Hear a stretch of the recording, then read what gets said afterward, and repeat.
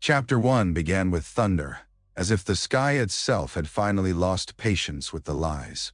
Over Coruscant the storm rolled in slow, bruising layers, lightning threading between spires that pierced the clouds like spears. The city planet never truly slept, but that night its endless traffic seemed to move with a wary restraint. Streams of light sliding along invisible rails as though afraid to make noise. Anakin Skywalker felt it before he saw it, the way the Force tightened, the way every breath came as if pulled through cloth. He stood at the lip of the executive district, cloak snapping at his calves in the wind, and watched the high windows of the Chancellor's tower flash with reflected lightning. The height of it always made him feel small, and the smallness made him angry. He had flown through the void. He had burned on the sands of Tatooine. He had fought in the black mouth of space with nothing but a cockpit's thin shell between him and eternity. And still this city could humble him with stone and protocol and silent, judging height. He took off at a run, boots finding purchase on slick Dorasteel as if the ground wanted him gone. His speeder waited where he'd left it, and when he swung into the seat and kicked it awake, the engine's growl sounded like an animal that understood it was about to hunt. The tower's security gates parted for him without question. Rank and face still meant something here, and he rose through vertical corridors of light and glass.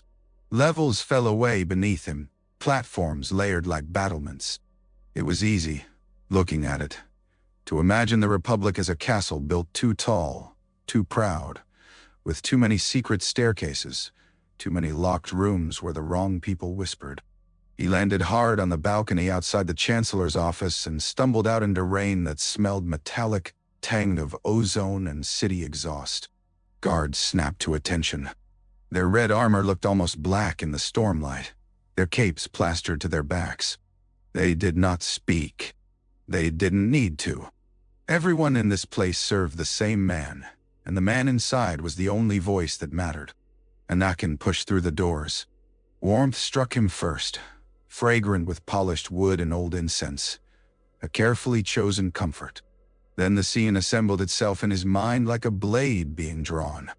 Mace Windu stood at the center of the room like a verdict made flesh, robed dark, eyes darker, lightsaber in hand but unlit.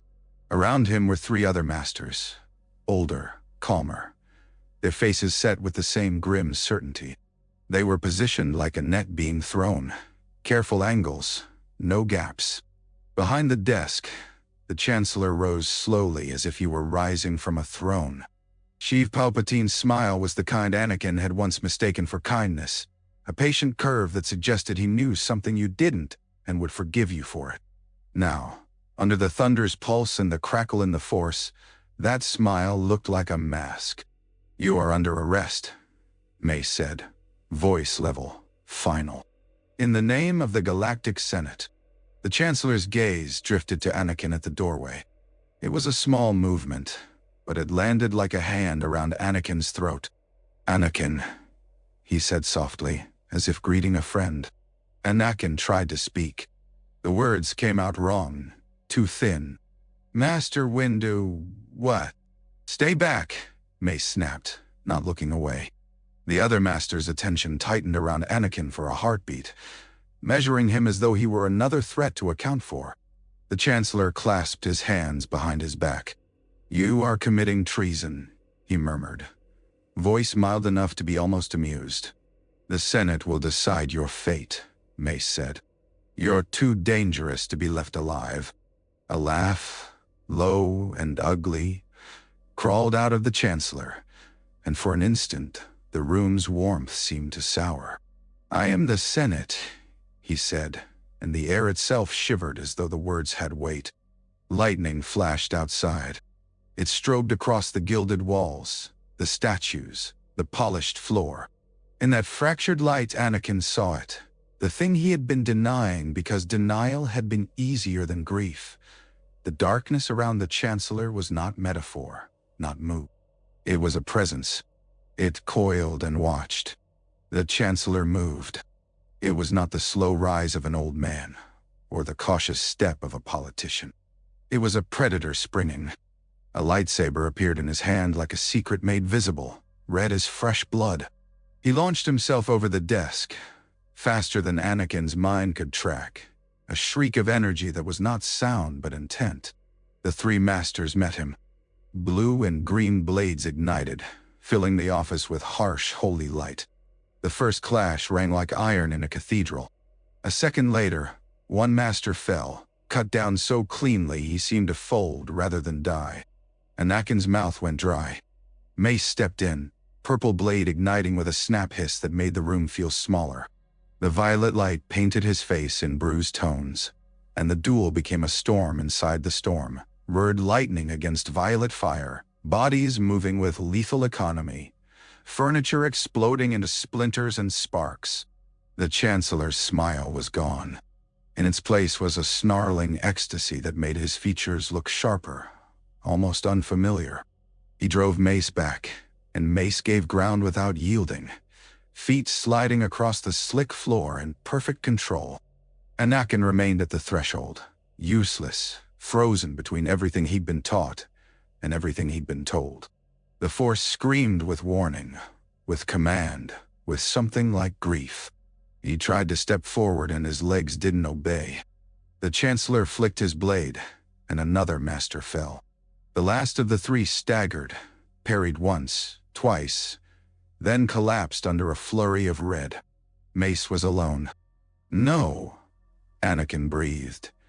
And he didn't know if he was pleading with the Chancellor or with Mace or with the Force itself. Mace did not answer. He attacked. The duel dragged across the office in a spiral of destruction. Statues toppled. Glass shattered. Rain slashed in through broken panes, whipping across the room. Lightning flared, and in that flare Anakin saw the Chancellor's eyes. Not human warmth, not even anger, but the cold, bottomless hunger of something ancient that had waited a long time to be unmasked. Mace drove him back toward the window. The Chancellor's blade met Mace's and held, red and violet locked, energy howling between them. Mace's jaw tightened. The muscles in his arms quivered, but his stance was unbreakable. For one heartbeat, the Chancellor looked like what he truly was, cornered. And Anakin, staring at the two of them, felt the world tip. One path led to an ending he could not bear. The other led to something he could not name. The storm outside roared as if it wanted in. The first sign that the night had gone wrong arrived not as a scream but as a stutter. Deep beneath Coruscant's polished avenues, in a command center where walls were thick enough to mute the city's constant roar, Fox watched a line of red code crawl across a holoscreen. It should have been simple. An authenticated transmission, a numbered order, the kind that never came unless the Republic itself had decided to bare its teeth. The code flickered. The holoscreen flashed. The message reassembled itself and then broke again, as if someone were tearing it apart and stitching it back together too quickly. Execute order. The text read, and then dissolved into static that hissed like a serpent. Fox leaned closer until the light painted his cheekbones in stark angles. He had been bred for clarity. He had been trained for obedience. But his training also included procedures, redundancies, a hierarchy that kept the army from becoming a beast that ate its own. "Repeat," he ordered, voice flat. A technician in gray tapped at controls, sweat glinting on his brow. "We're trying, sir. The transmission's corrupted. It's coming through the main relay, but there's interference in the federal district nodes." Fox's fingers curled once, the closest thing to frustration he allowed. The federal district. The executive tower. The Senate. The temple. He looked at the shock troopers around him. In their armor they could have been knights in a cruel court, faceless behind helmets, waiting for a king's nod to begin the slaughter. Some shifted their weight. One adjusted his grip on his rifle as if the weapon could steady his nerves. "What's the source?" Fox asked. "Chancellor's authorization," the technician said, and swallowed. "Highest level."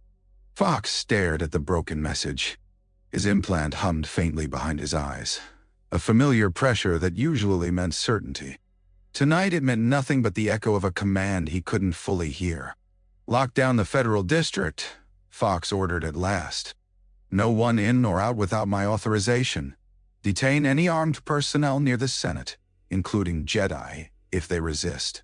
Do not engage the temple unless we receive a complete order." Some troopers looked relieved. Some looked confused.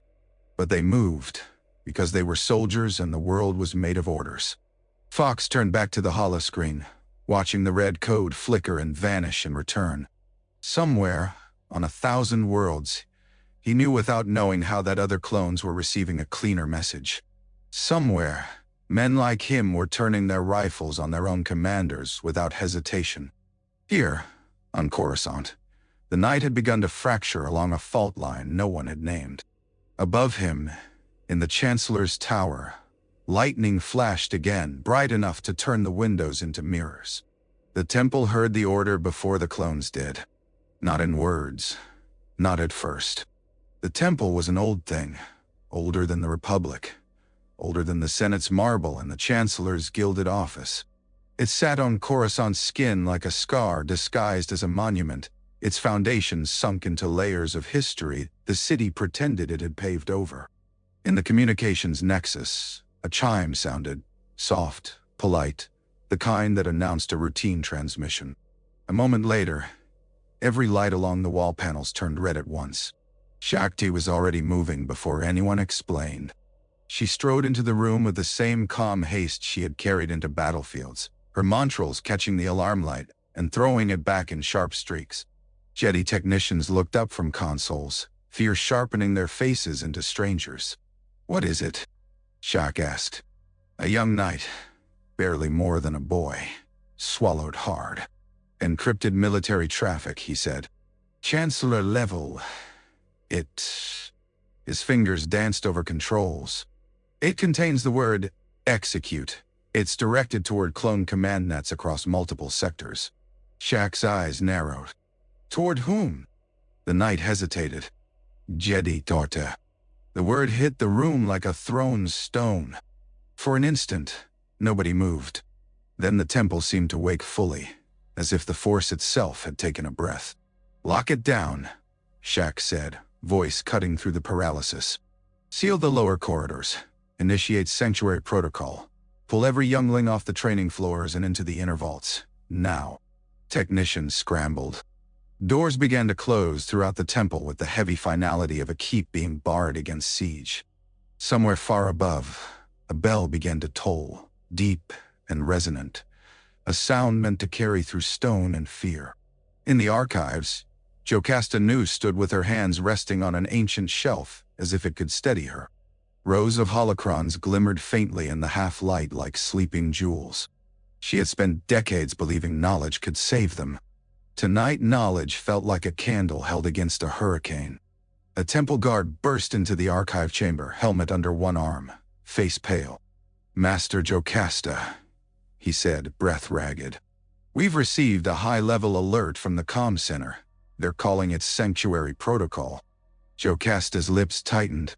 "So," she murmured, "the snakes have finally stopped hiding.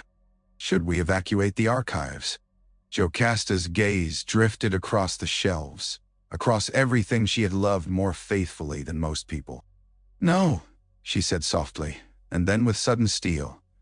"Secure them. If the temple falls, the knowledge must not." The guard nodded and ran, and Jocasta turned back to the holocron cases as if she were speaking to them. "Stay," she whispered. "Whatever happens, stay." On the training floors, masters gathered younglings with swift gentleness. Little hands clutched practice sabers in each other. Some children cried. Some stared, silent, trying to look brave because they had been taught that Jedi did not fear. A girl with braids and wide eyes looked up at a knight. "Are we under attack?" she asked. The knight's smile was thin as paper.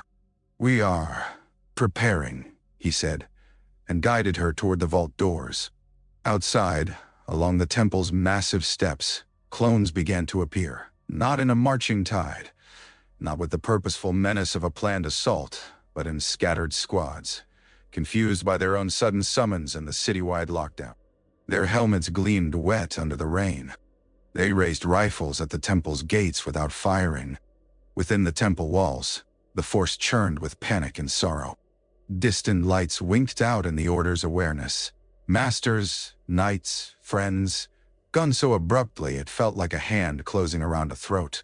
Shak stood at the central balcony, rain misting through the open air as she looked toward the skyline. Somewhere out there, Mace was confronting the Chancellor.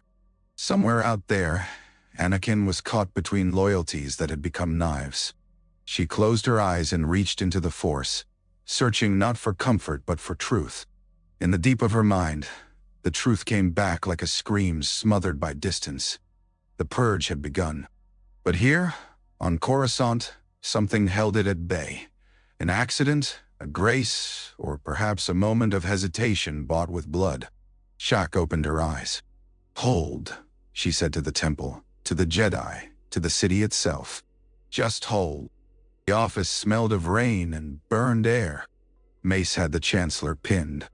It was a simple fact, undeniable even through Anakin's spinning panic. The red blade was pressed back, the purple blade humming at the Chancellor's throat, so close it lit the wrinkles and the sweat on his skin in harsh purple fire. The Chancellor's voice came out ragged, stripped of charm. "He's a traitor," he hissed, eyes locked on Anakin. "He's trying to take over." Mace's gaze never wavered. "He controls the Senate and the courts," he said, voice like stone grinding. "He's too dangerous to be left alive." Anakin's heart slammed against his ribs. The words hit him like a fist, because they were everything he had feared about the Council, everything the Chancellor had whispered to him in quiet rooms. And yet, looking at the Chancellor now, watching the hate twist him into something unrecognizable, Anakin could not summon the old certainty that Mace was wrong. "Don't," Anakin said, and hated how small it sounded. Mace finally glanced toward him, eyes hard as cut obsidian. "Step aside," he ordered. "This is not your decision." "It is," Anakin insisted, voice breaking. "It has to be. You can't just—" "He needs to stand trial." The Chancellor's lip curled, and for a heartbeat the mask slid so far Anakin thought he saw a skull beneath. "Yes," the Chancellor purred, gathering his voice back into silk. "Anakin is right. I can help you. I can save her." The words struck Anakin's chest like a hook. Save her. Padme. The nightmares. The cold sweat. The vision of her breath stopping.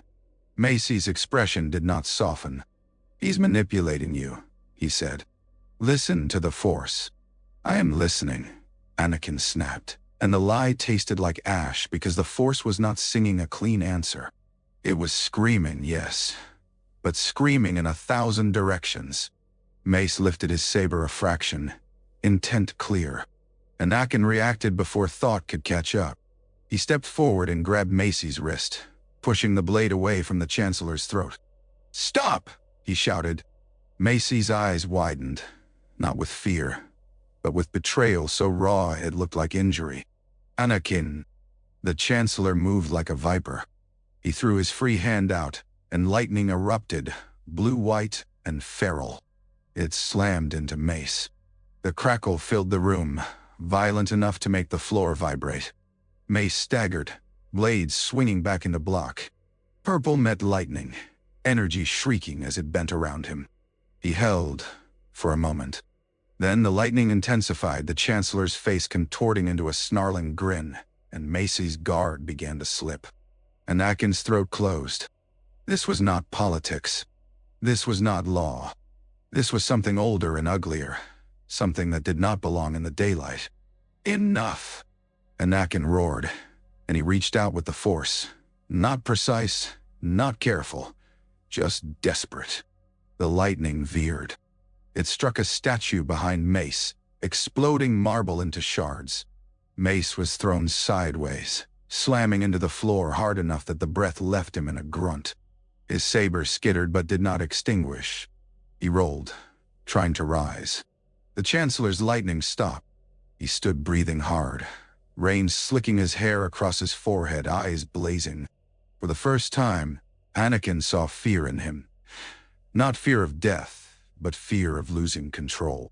"You," the Chancellor snarled at Anakin. "You would deny me?" Anakin shook, hands clenched. "You're the Sith Lord," he said, and the words tasted like broken glass. Saying them aloud made the world rearrange. The Chancellor's smile returned brittle. "I am the only one who can save her," he said, voice low. "And they will not let me. They will kill me, and then she will die, and it will be your fault." Mace got one knee under him, blood running from a cut on his brow. "Anakin," he said, voice hoarse but steady. "Stand down. He has to be contained. Now." "Nah. And him, door, up down." "Urunti." Outside, thunder rolled again, and with it came something else. Sirens, distant but rising. The city's alarm system waking. The Chancellor's eyes flicked toward the window, toward the skyline where red lights blinked in patterns that spoke of lockdown.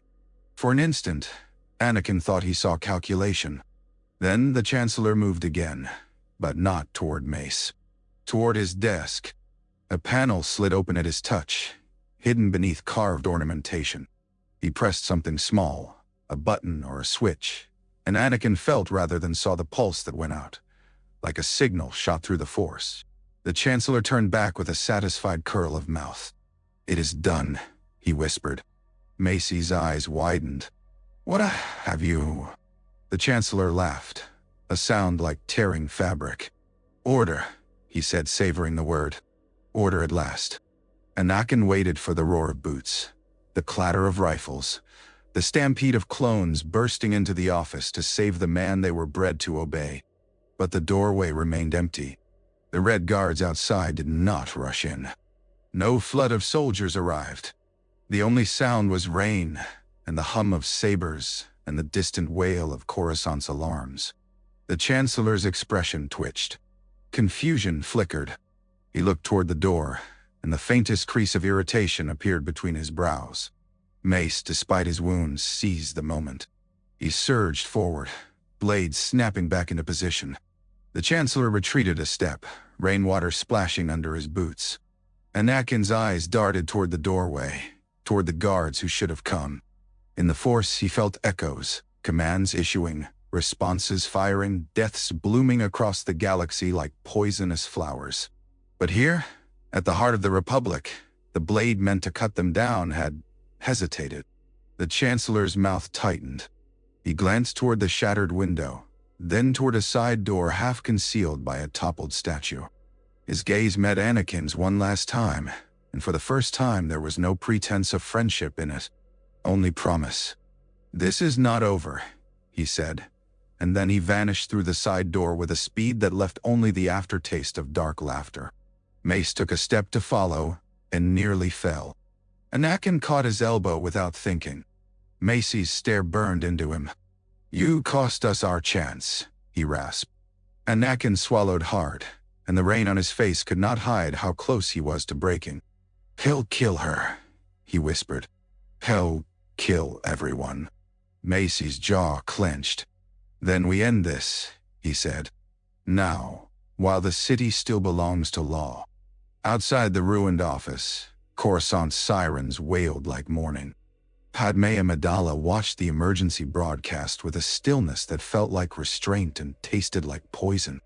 The holonet feed stuttered between static and the Chancellor's seal, red and gold, crisp enough to make it look like a brand.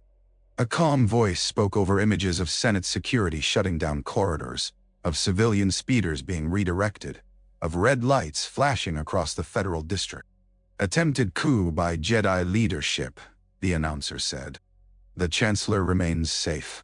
Citizens are urged to remain calm and comply with all directives issued by clone security forces." "No." Padme's fingers curled around the edge of the holoprojector until her knuckles whitened. "Kubara. Jedi."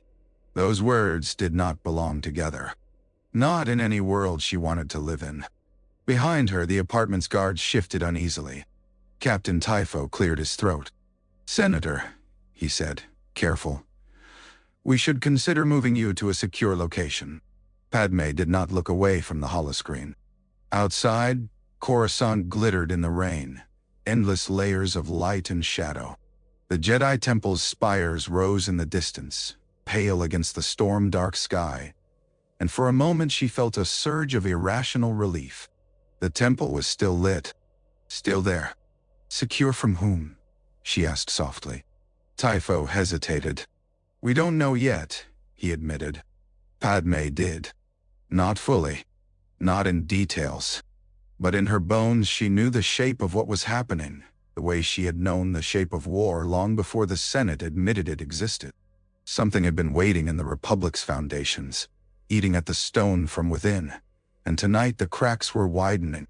Her stomach tightened, not only with fear, but with the familiar ache of new life. She pressed a hand to her belly, as if the gesture could shield the child inside from the galaxy's madness. Anakin. She had not seen him since the afternoon, since his eyes had looked too haunted to be young. He had kissed her as if he were leaving. She had laughed at the drama of it, and then regretted the laugh when his expression did not change. She tapped the comm unit, fingers swift despite the tremor in them. The first call went unanswered. The second, too. On the third, the line connected with a flicker. Senator Organa, a voice said, wary. Bail, Padme said, and the use of his first name felt like stepping into a secret passageway. Are you seeing this? A pause. A breath. Yes, Bail said quietly. I'm on my way to the Senate. They've locked down half the district. The Chancellor is calling it a Jedi coup, Padme said, forcing each word to be steady. You know that's absurd. I know, Bail replied, but absurdity has never stopped him before. The truth behind that sentence made Padme's skin prickle. Where is Anakin? She asked before she could stop herself. Another pause. Heavier. I don't know, Bail admitted. But I know Mace went to the Chancellor's office. I know the Temple has initiated internal security protocols. And I know the clone comm-nets are strange. I have friends in Senate security. They're saying orders are coming through incomplete. Padme closed her eyes. Incomplete orders meant uncertainty. Uncertainty meant the Republic was briefly, precariously human again. Choices made by individuals, not by machines. Bail, she said, opening her eyes. We need to get ahead of his narrative. If he's moving against the Jedi, he's moving against the Senate next. If we wait, we'll be reacting to a story he wrote. No, I agree, Bail said. Mon is gathering people we can trust, quietly. We're calling them in ones and twos, the delegation of 2,000. Not all of them, Padme cut in. Some are too compromised. Some are cowards. Gather the ones who have spine. A sound like grim amusement. As you wish, Bail said. Padme stared out at the rain. Somewhere in the city, sirens wailed. Somewhere, in some gilded room, the Chancellor smiled. And somewhere, she hoped, Anakin was still himself. I'm coming, Padme said. No, Bail replied instantly. Stay where you are, if they move to detain you. They won't, Padme said, though she wasn't certain. Not yet, not while he still needs the Senate to crown him. She ended the call before Bail could argue further. Then she stood, smoothing her dress with shaking hands, and turned to Typho. Prepare my speeder, she said. Quietly. Typho's eyes widened. Senator. Padme's gaze pinned him. If the Republic is burning, she said, I want watch from a balcony. Outside, Coruscant glowed like embers under rain, and the night tightened around her like a cloak. Bail Organa moved through the Senate like a man who knew every hallway might become a trap. The corridors were bright in daylight, all white stone and airy expanses meant to make the Republic feel open. At night, under emergency lighting, they became something else. A labyrinth of polished surfaces where shadows pooled like spilled ink. Senate guards stood at intersections with hands on their weapons, eyes darting. Clone troopers had been posted at the main entrances, armor gleaming, rifles held with that unnerving calm. Bail kept his face composed. Panic was contagious, and senators were particularly susceptible. Mon Mothma appeared beside him at a junction, emerging from a side corridor like a ghost who had chosen to reveal herself. Her hood was up, her expression tight. "You got my message," Bail murmured. Mon nodded once. "Half the people I contacted refused to answer," she said. "The other half are already trying to figure out which way the wind is blowing." "Then we move before the wind becomes a hurricane," Bail replied. They walked together. Not too close, not too obviously allied. Even here, especially here, whispers had ears. At the entrance to a committee chamber, a Senate guard stepped forward.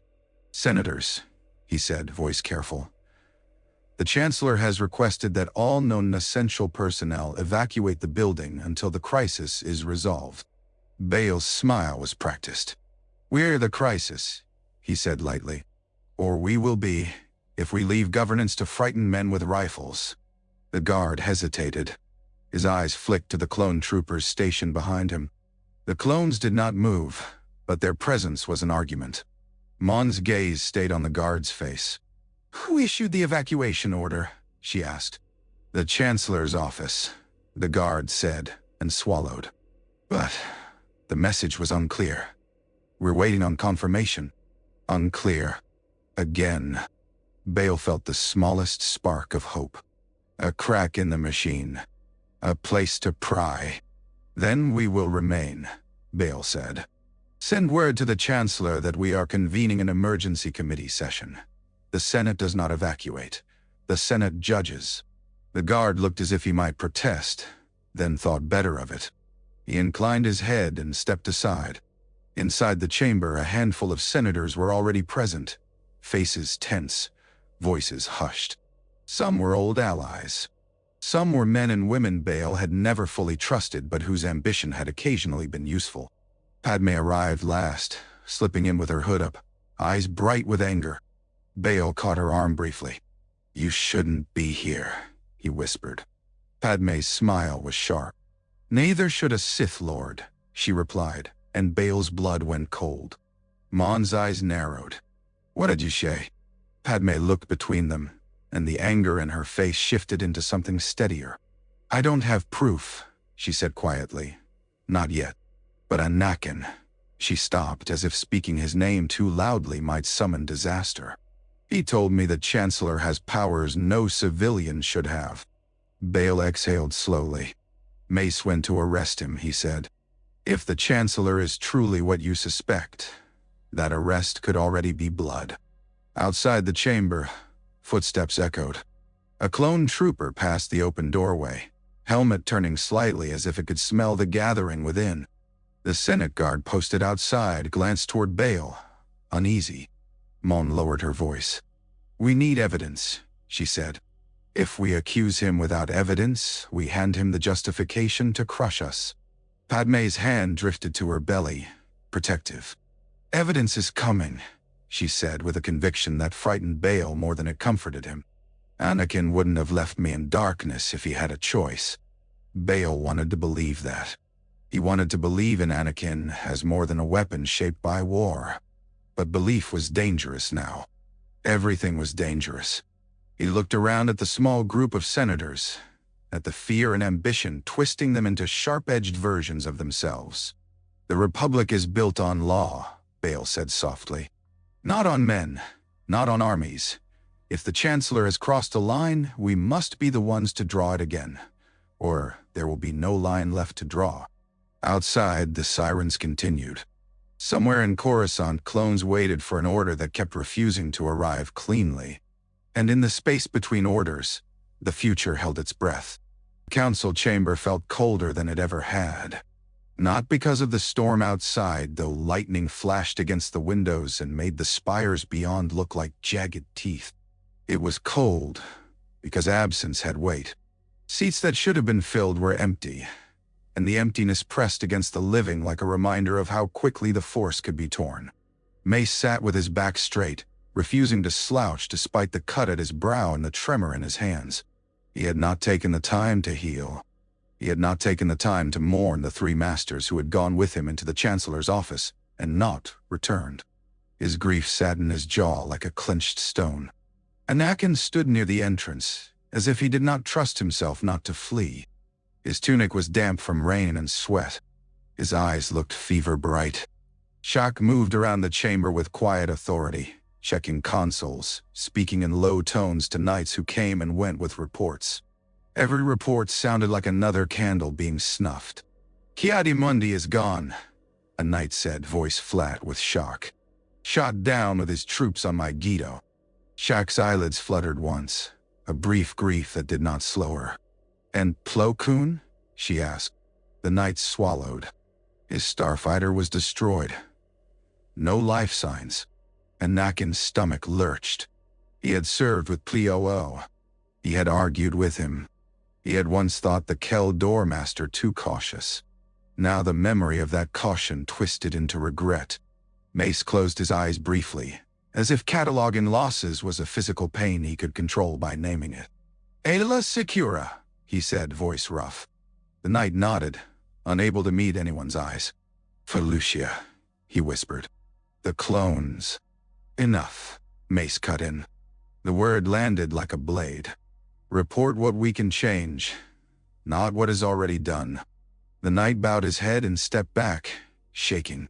Anakin stared at the star map, at the distress signals blinking and then dying.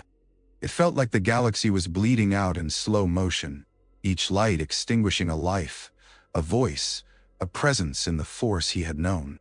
"This is Order 66, Mace said finally, turning his gaze to Anakin.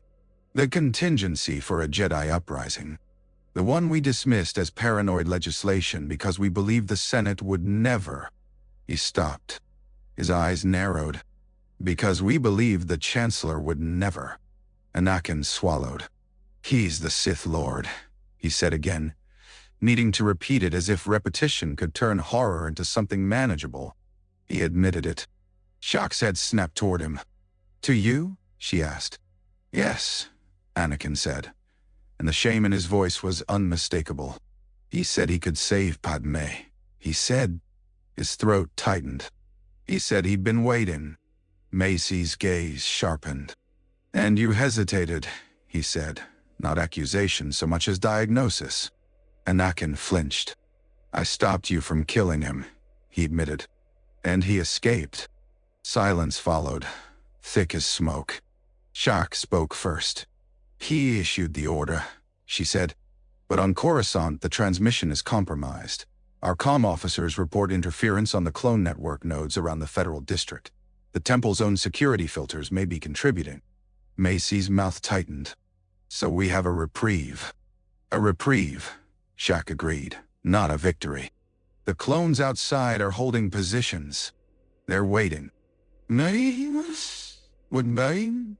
"Why?" Anakin demanded suddenly. "If they're meant to kill us, why aren't they doing it?" Shak looked at him with a sadness that felt older than the war. "Because they are still men, somewhere under the conditioning," she said. "And because orders matter, even to conditioned men." Mace's hands tightened around the edge of his chair. "Then we do not give them time to receive a clean order," he said. "We move. We expose him." Anakin's eyes snapped to him. "To the Senate?" he asked, voice raw. "Yes," Mace said. "To the Republic. Bail Organa is already gathering senators. Padme Amidala will be there. We bring proof. We bring witnesses. We bring you." "None." Anakin's breath caught. "May?" "You are his appointed representative," Mace said. "His prize, his chosen blade. If you stand against him publicly, the Senate will have to listen." Anakin's hands curled into fists. The idea of standing in the Senate chamber, of speaking against the man who had been his confidant, his mentor, his rescuer from obscurity, his corrupter, felt like standing on the edge of a pit. But the alternative was worse. The alternative was this slaughter, this darkness spreading. "What if the Senate doesn't care?" Anakin whispered. "What if they're too afraid?" Macy's eyes held his. "Then we are already dead," he said quietly. "And the Republic with us." Another knight entered with a datapad. "Masters," she said. "The Chancellor has issued an emergency declaration. He is calling for the immediate detainment of all Jedi leadership. He claims you attempted to assassinate him." Anakin's jaw clenched. "He's already writing the story," he said bitterly. Shaq's expression hardened. "Then we write our own," she replied. Mace rose, slow but steady. "Prepare a delegation," he said. "Not an army, a delegation. We go to the Senate as Jedi, not conquerors." He looked at Anakin one more time. "And you," he said. "You will decide what you are." Anakin felt the weight of that sentence like armor being strapped onto his shoulders. Outside, Coruscant's sirens sang their endless warning. Inside the temple, the Jedi gathered what courage they had left and began to walk toward the heart of the Republic, where law and fear waited like dueling blades. The Chancellor's voice reached Coruscant the way poison reaches blood, quietly, everywhere at once. Screens lit up in apartments, cantinas, security checkpoints. Holo projectors flickered in the Senate corridors. Even in the temple's secured chambers, a feed slipped through on a secondary channel before technicians cut it off. Sheev stood before the Senate podium with his robes arranged just so, hair dampened as if he had been caught in the storm. A bandage, white, neat, wrapped one forearm, and there was a faint mark on his cheek that looked like it might have been a burn. Not enough to disfigure. Enough to suggest he had survived an attack. "Senators," he said, voice resonant with practiced sorrow, "the Republic has endured many trials. We have faced the separatist menace. We have endured betrayal and loss. Tonight we face the greatest betrayal of all." The Senate chamber murmured, hundreds of voices rising and falling like a restless sea. "The Jedi leadership," Sheev continued, "attempted to assassinate me. They sought to seize control of the government and install themselves as rulers over the very people they claimed to protect." "No." He paused, letting the accusation settle, letting fear do its work. "I have loved the Jedi," he said, and the lie was so smooth it might have fooled anyone who hadn't seen lightning erupt from his hands. "I have trusted them, but trust, my friends, is not a shield against treachery." Padme watched the broadcast from the committee chamber, bile burning her throat. Around her, senators shifted, some angry, some frightened, some calculating. Mon's face was pale with fury. Bale's mouth was a thin line. "This is madness," one senator whispered. "This is strategy," Mon replied, voice cold. "He's separating the Jedi from the Senate. If the Jedi fall, we are next." On screen, Sheev lifted his hands slightly, palms open in a gesture of helplessness. "I have enacted emergency measures to ensure public safety," he said. "All Jedi leadership is to be detained pending investigation. Clone security forces have been authorized to act swiftly against any Jedi who resist lawful arrest." Padme's nails dug into her palm. "Lawful." He spoke the word as if it belonged to him. The feed cut abruptly, replaced by the Senate seal, and for a moment there was only the hum of the holoprojector and the distant wail of alarms. Bale exhaled slowly.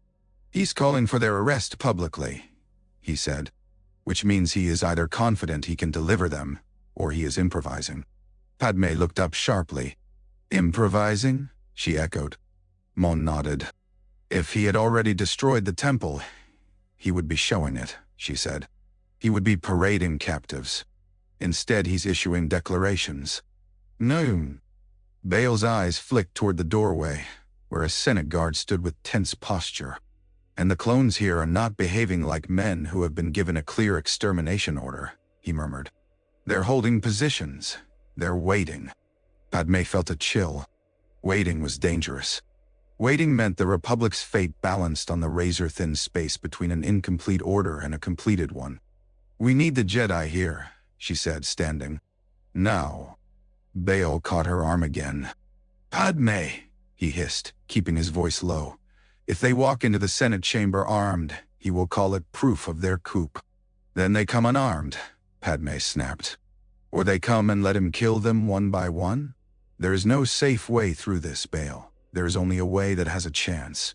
Mon's eyes held Padme's. We need evidence, she said. Not just accusations. If we can show the Senate what he has been hiding. Padme's thoughts flashed to Anakin. To his haunted eyes. To his confession that the Chancellor knew things no man should. He showed his hand to Anakin, Padme said. If Anakin stands with the Jedi, that may be the only proof some senators will accept. Bael's expression tightened. And if Anakin stands with him, he said softly, we have already lost. Outside, the Senate corridors filled with footsteps, guards repositioning, clones establishing checkpoints, whispers traveling faster than orders. In the temple, Mace gathered a small delegation. Shaq coordinated defenses. Anakin stood in the shadow of a pillar, staring at his hands as if they belonged to someone else. The Chancellor's story was spreading. It was becoming truth in mouths that needed something to believe. And somewhere beneath the city, in a command center, Fox stared at a broken line of code and felt the future strain against its chains. In the lower levels, the Republic did not feel like marble and law. It felt like elbows and breath and hunger. It felt like the sudden realization that the people above had decided something terrible, and the people below would pay the price. Word of the Jedi coup trickled down through bar patrons and dock workers, through smugglers and taxi pilots, through the Undercity's endless arteries of rumor. Some laughed, because laughter was safer than fear. Some spat, because hatred needed an excuse. Some prayed because they had nothing else left. Clone patrols moved in tight formations, rifles angled down but ready. Their presence usually calmed crowds. Tonight it did something else. It reminded everyone that there were men bred for violence, and those men were watching. A group of civilians surged near a transit junction, arguing about whether the temple would be stormed, whether the Jedi would retaliate, whether the war would now turn inward. Voices rose. Someone threw a bottle. It shattered against armor, spraying glass. A Jedi Knight, face young, eyes exhausted, stepped between the crowd and the clones. He lifted a hand, palm out, and the air seemed to thicken. The press of bodies slowed, not stopped, but softened, as if a wave had met a reef. Go home, the Knight pleaded. Please, this isn't your fight. A man in a soaked coat shoved forward. Isn't it? He snarled. My brother died on Selokami because you sent him there. The Knight flinched as if struck. I didn't. You did, the man insisted, voice cracking. All of you, sitting in your temple, telling us you're peacekeepers while the rest of us bleed. The clone sergeant nearest them shifted. His helmet turned toward the Knight, then toward the crowd. His implant hummed behind his eyes. He had received fragments of the order too, enough to make the word Jedi burn like a warning, not enough to turn that warning into action. Disperse, the sergeant ordered the civilians, voice amplified through his helmet. This area is under Republic security control. A woman laughed, high and sharp. Republic, she spat. The Republic is a man in a tower. The crowd surged again. The clones raised rifles, not firing, not yet, but the motion was enough to make fear explode into panic. People screamed. Someone fell. Boots trampled. The Knight reached out with the Force and shoved back gently, creating space, trying to prevent the crush from becoming murder. Stop, he shouted, voice raw. Stop. Please. But panic did not listen. Panic only ran. Above them, in the higher levels, the Senate argued behind closed doors while the Chancellor's broadcast replayed again and again. Below, the city's veins filled with terror, and terror turned neighbors into threats. The Knight caught a child as she slipped in the rush, lifting her with a jerk of the Force and placing her behind him. Her eyes were huge, reflecting neon and fear. Where's my mother? She sobbed. The Knight's throat tightened. Find shelter, he said, and gestured toward a doorway. Go. The child ran, disappearing into shadow. The clones held their line, uncertain. The sergeant watched the knight, and for a moment there was something like pleading in the tilt of his helmet, as if he wanted someone else to decide for him. The knight met the sergeant's gaze. "We are not your enemy," he said softly. The sergeant's hands tightened on his rifle. Somewhere, on 1,000 worlds, clones were killing Jedi with cold precision. Here, on Coruscant, the city shook with the possibility that the slaughter might begin, and with the fragile, maddening hope that it might not. Far from Coruscant, where the storm was made of rain and politics, the storm on Utapau was made of betrayal. Obi-Wan Kenobi had felt the shift in the Force a heartbeat before it happened, the way one feels a room fall silent behind them. He turned his head, and the clone commander he had fought beside for years raised his arm. "Blast him," Cody ordered, voice steady. Obi-Wan's world erupted. The first bolt scorched past his shoulder, hot enough to make his skin sting even through layers of cloth.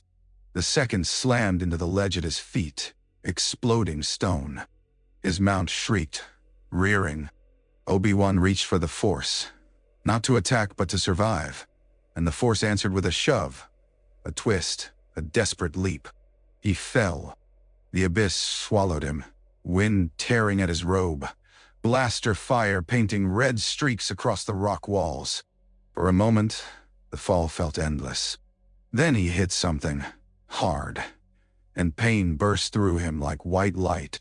He clung to a jutting outcropping with one hand, breath gasping. Above, clones leaned over the ledge, rifles trained downward. Their helmets were expressionless. Their betrayal was perfect. "Why?" Obi-Wan whispered, and knew there would be no answer. He dropped deliberately, letting go, trusting the Force to catch him. He fell into shadow, into the sinkhole's damp mouth, and the blaster fire ceased as the clones lost sight of him. He landed in water, cold and foul, and came up coughing. Pain shot through his side. He tasted blood. The Force around him was wounded. Voices he had known flickered out in the distance, snuffed like candles. The loss was so sudden it made his vision blur. "Anakin," he breathed, and the name felt like reaching for a hand in darkness. He staggered onto a narrow ledge, dripping, and pressed a hand to his ribs. Somewhere above, clones shouted, searching. Obi-Wan forced himself to move. He had survived assassination attempts. He had survived wars. He had survived grief. He would survive this too, because survival was suddenly the only rebellion left to him. He reached into his comlink, fingers trembling, and tried to send a message. The channel was chaos. Fragments of code, emergency declarations, static that sounded like screaming. Then, through the noise, a signal. The temple's sanctuary protocol, faint but unmistakable. A single line of text repeated like a prayer. Jedi Temple secure. Coruscant node jammed. Do not trust clone orders. Obi-Wan's heart stuttered. Coruscant secure? How? He didn't have time to wonder. He didn't have time to mourn. He had one thought, sharp as a blade. Get to Coruscant. Get to the temple. Find Anakin before darkness did. Above him, clones' bootsteps echoed like hunters. Obi-Wan gritted his teeth, drew his lightsaber, and vanished into Utapau's tunnels, a lone figure running through bone-white stone toward a galaxy that had begun to devour itself. On Kashyyyk, the air smelled of wet leaves and war. Yoda stood on a wooden platform high among the Rosher trees, the forest stretching beneath him like an ocean of green. Wookiee warriors moved along bridges and platforms, their voices rumbling, their bows ready. The battle against the Separatists had felt like it might be turning toward victory. Then the Force screamed. It was not a sound. It was a tearing, a sudden void where warmth had been. 1,000 presences blinking out in a cascade that made Yoda's old heart ache with a pain he had not felt in centuries. Behind him, clones shifted. Yoda did not turn. He did not need to. He felt their intent like a knife approaching his back. "Master Yoda," a clone said, voice clipped. Yoda's eyelids lowered. "Troubled you are," he murmured. The clone's rifle rose. The first blaster bolt would have struck Yoda in the spine if the Force had not already moved him. He spun, small body a blur, green blade igniting in a snap of light. The bolt met the blade and ricocheted into the platform's railing, exploding wood. Wookiees roared. Clones shouted. Blaster fire filled the mist. Yoda moved like water poured from a cup. He leaped, blade carving through air, deflecting bolts into the attackers. He did not want to kill them, but the order behind their eyes was a cage that left him no choice. A Wookiee grabbed him mid-leap, hauling him down behind a support beam. "Yoda!" the Wookiee bellowed, voice thick with disbelief. "Clones betray." "No, I do," Yoda said, and the sorrow in his voice was vast. The Wookiee's grip tightened. "We get you safe." "Safe?" Yoda almost laughed. There was no safe now. There was only the path and the Force and the thin thread of hope that had not yet snapped. As they ran along the platform, blaster fire chasing them, Yoda felt a brush against his mind, soft, familiar, impossible. A voice, like wind through leaves. "Yoda." He stumbled, eyes widening. The Wookiee nearly dropped him. "You here?" the Wookiee growled. Yoda's small hand gripped the Wookiee's fur. "A friend?" he whispered, stunned. The voice came again, clearer, like a hand reaching through darkness. "It is time." Yoda's breath caught. The tone was unmistakable. He had heard it once before in meditation, a half-formed echo that had made him doubt his own senses. Qui-Gon. The name formed in Yoda's mind with reverence and shock. He had thought the old master gone beyond reach, lost to the Force. And yet the voice was here, urgent, steady. "Go to Coruscant," it seemed to say, not in words but in intent. "The temple holds. The darkness is exposed." Yoda's heart clenched. Exposed. That meant the Sith had stopped hiding. That meant there was a chance, slim as a thread, to cut the rot at its root. He looked back at the chaos, Wookiees fighting clones, clones firing on allies, the war turning inward without warning. The galaxy was breaking. "Leave," Yoda said to the Wookiee carrying him. "To ship, now." The Wookiee snarled in agreement and ran, and Yoda allowed himself to be carried because his strength was not in stubborn pride, but in choosing the next move. Behind them, Kashyyyk burned with betrayal. Ahead, Coruscant waited, storm-lit, the heart of the Republic beating irregularly. And in Yoda's mind, Qui-Gon's voice lingered like a candle in darkness. Anakin found Padmé the way a drowning man finds air. Too late, desperate, and shaking with the terror of what the next breath might cost. He arrived at her apartment without announcement, slipping past security with the Force nudging locks and minds aside. Typho tried to stop him and failed. Padmé appeared at the doorway in a dark robe, her hair loose, her face lit by the storm's gray flash. For a heartbeat they stared at each other, and Anakin saw everything he had feared. Worry etched into her brow, anger in her eyes, love in the way her shoulders softened as she stepped closer. "Anakin," she breathed, and the name was a tether. He stepped inside and the doors hissed shut behind him. The apartment smelled of warmth and spice and the faint floral scent she always carried, and it hit him like a memory of peace that might already be gone. "It's him," Anakin said before she could ask anything. "The Chancellor. He's the Sith Lord." Padmé's face did not change much, but her eyes sharpened. "How do you know?" she asked, voice steady. "He told me," Anakin said, a bitter laugh bubbling up and dying. "He told me as if it was a gift. He said he could save you." His voice cracked on the last word, and he hated himself for it. Padmé stepped closer. "Save me from what?" she asked gently, though the gentleness was edged with dread. Anakin's throat closed. "From dying," he whispered. "From childbirth. I've been seeing it. In dreams. I couldn't." He swallowed hard. "I couldn't lose you." Padmé's hand rose, trembling, and she pressed it to his cheek. "Anakin," she said, and there was pain in her voice now. pain and fierce love. I'm here. For a moment he leaned into her touch like a child. Then the world crashed back in Mace bleeding, the Chancellor's lightning, the emptiness in the Force where friends had been.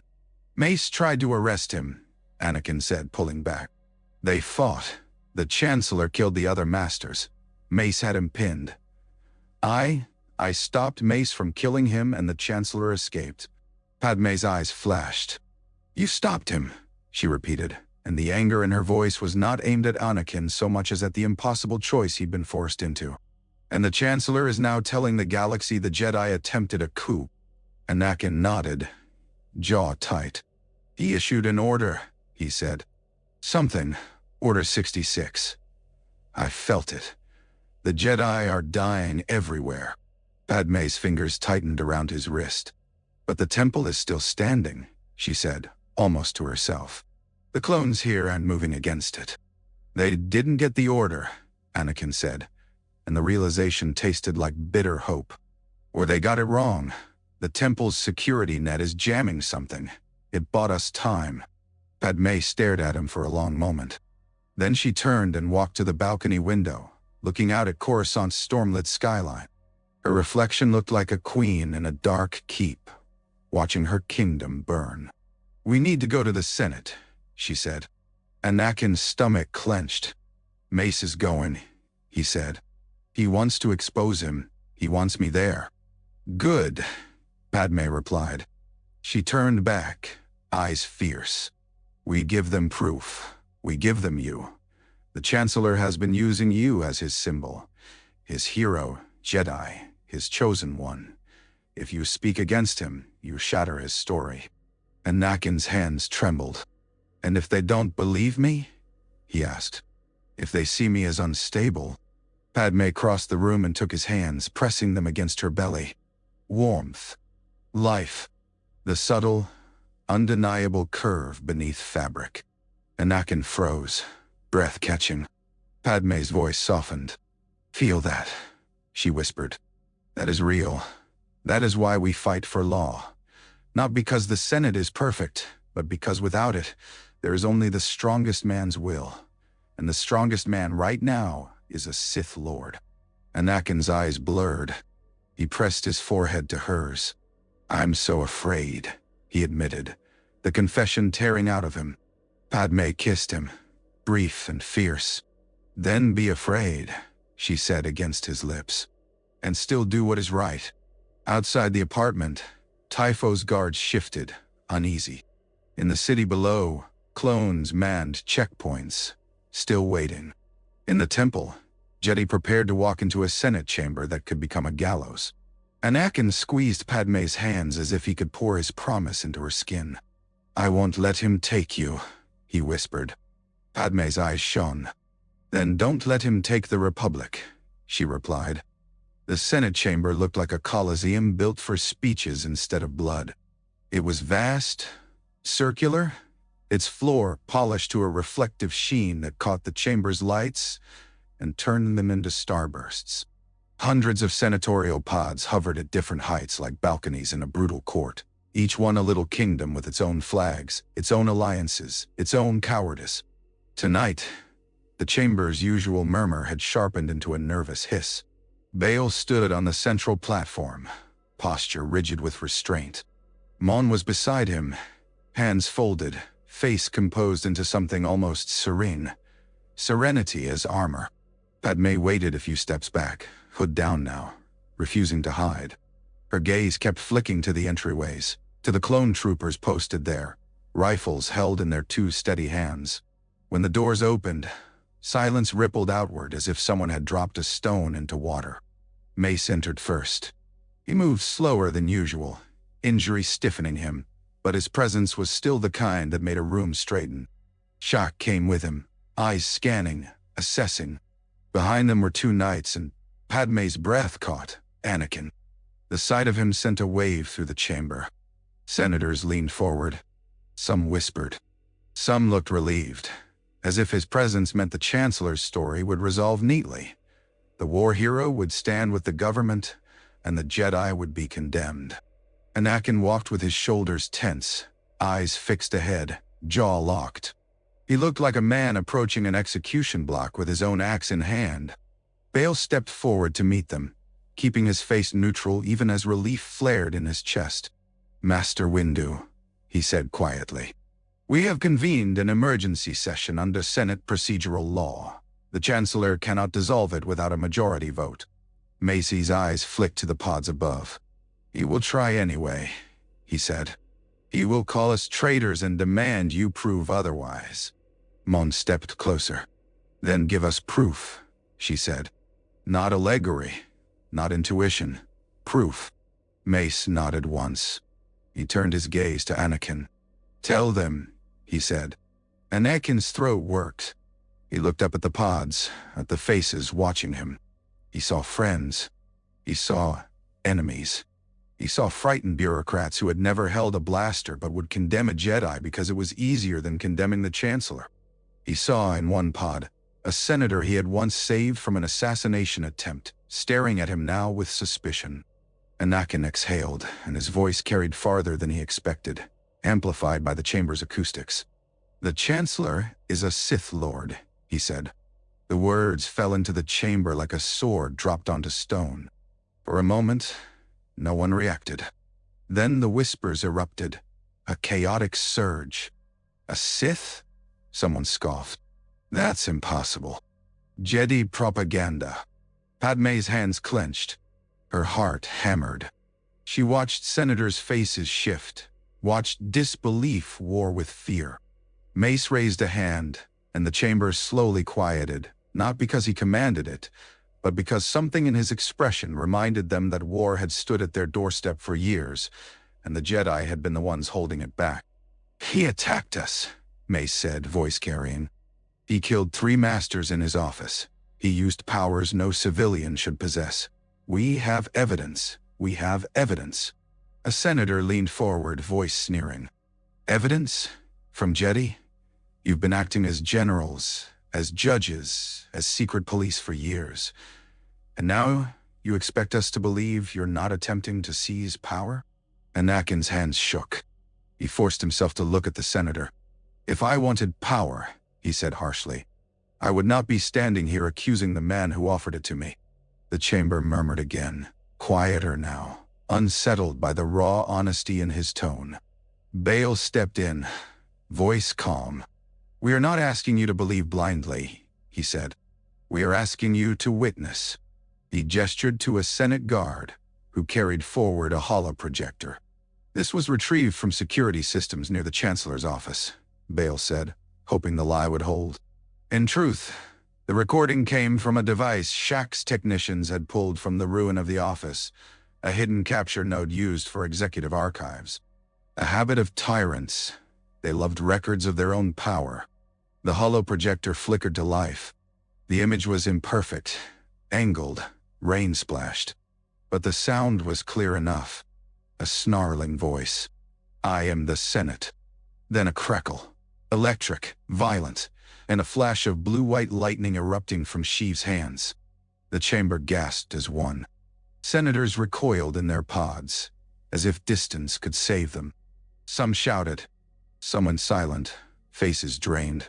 A few, too few, looked almost relieved, because fear with a name was easier to face than fear without one. Padme's breath trembled as she watched the recording. She saw Sheev's face contorted, saw the glee in it, and she realized with a cold clarity that they were not dealing with a man addicted to power. They were dealing with something that loved power, the way fire loved wood. Mon's voice was soft but lethal. "That is not the Force," she said, though she knew it was. "That is violence." Above, a pod rotated slowly, and a senator's voice rang out. "Where's the Chancellor now?" he demanded. "If he is guilty, why is he not here to defend himself?" As if summoned by the question, the chamber doors hissed open again, and the air shifted, heavy and sudden.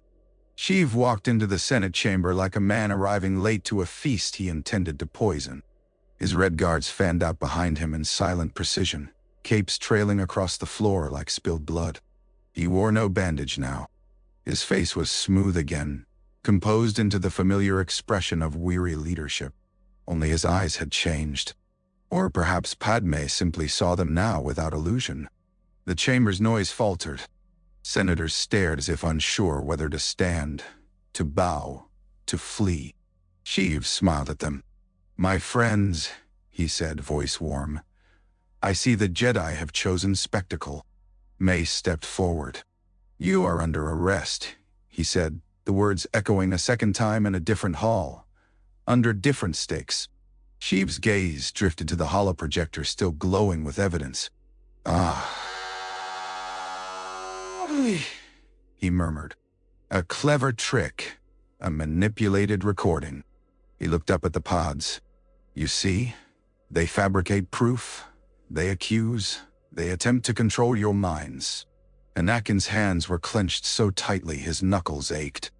"You did it," he said, voice shaking. "They saw it." Sheev's eyes fixed on him, and Padme felt the pressure of that gaze like a hand closing around a throat. "Anakin," Sheev said softly, as if speaking to a beloved child, "you are frightened. You have been misled. Come to me and this madness ends." Macy's blade ignited, violet light flaring. The sound cut through the chamber like a drawn sword. Senators gasped. Some recoiled. Sheev's smile widened. "You see," he said, raising his voice, "they bring weapons into your chamber. They threaten your chancellor. They threaten you." Bail stepped forward, hands raised. "Chancellor," he said, voice steady, "the Senate has the right to investigate allegations against any official, including you. The Jedi have presented evidence. You must submit to lawful procedure." Sheev turned to him with mild interest, as if Bail were an insect that had learned to speak.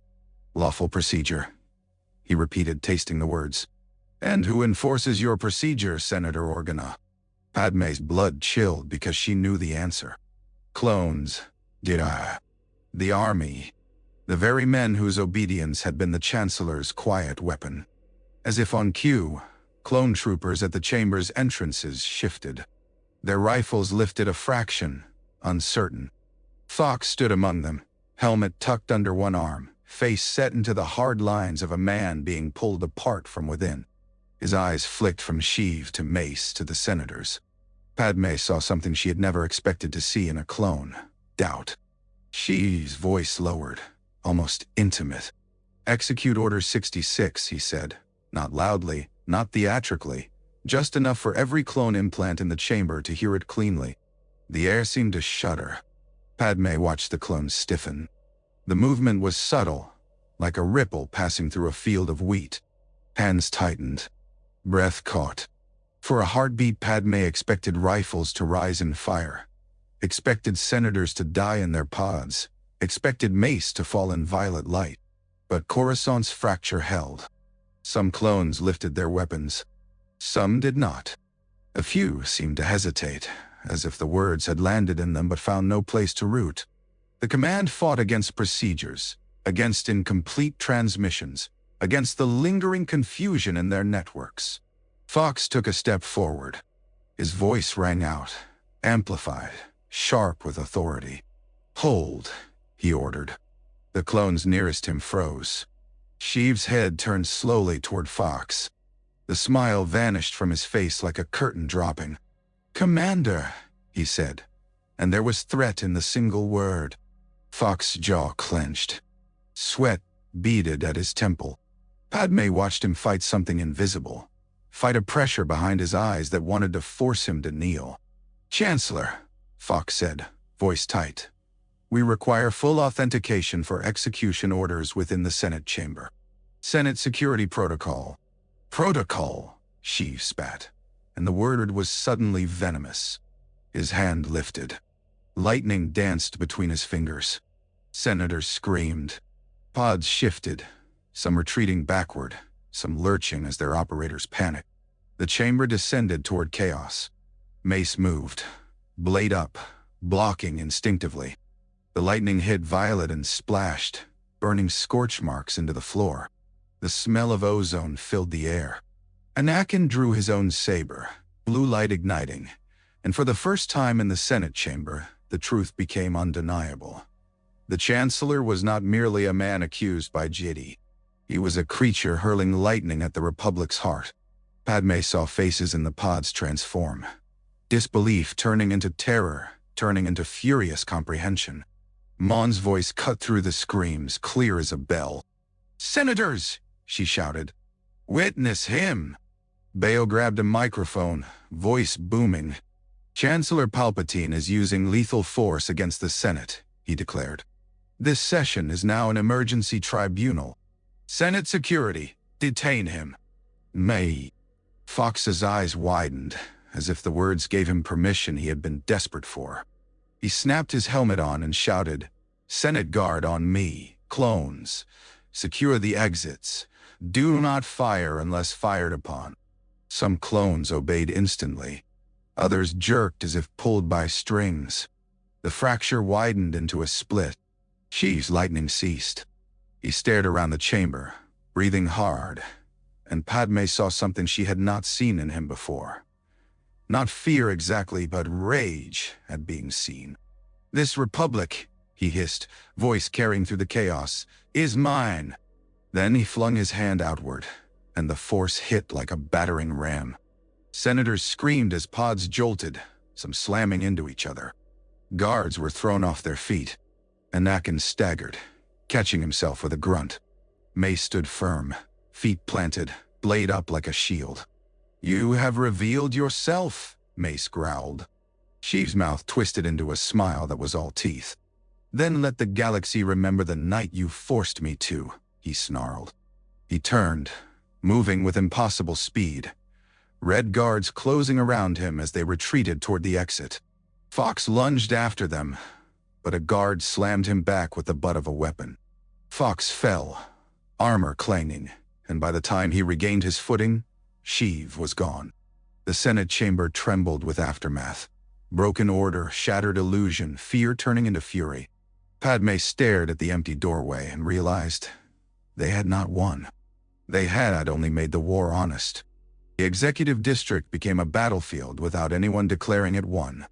After Sheev fled the Senate chamber, the city's mechanisms tried to pretend nothing had changed. Traffic lights still blinked. Hollow advertisements still glowed. But the air tasted different, charged, electric, filled with the sound of boots and shouted orders. Fox rallied Senate security with the ferocity of a man trying to outrun his own doubt. He barked commands into comms, rerouting squads, sealing corridors, establishing choke points between the Senate and the Chancellor's tower.